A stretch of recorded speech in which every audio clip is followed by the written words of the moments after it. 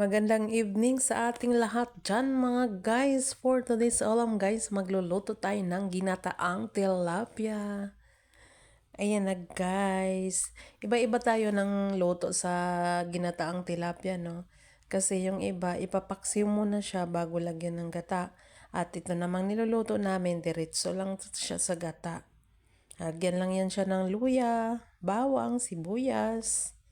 Ayan, tapos nilalagyan namin siya ng pichay. Ito, inuuna muna namin lagay yung paa ng pichay kasi mas matigas siya dun kaysa sa dahon.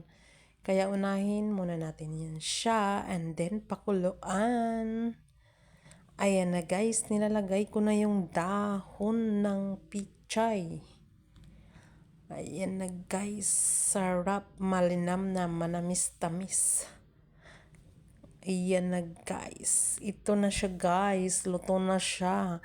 Ihahanda nyo na ang mga bahaw nyo dyan. Taob na naman yung kaldero nito for today's ulam. Tara na guys, kainan na.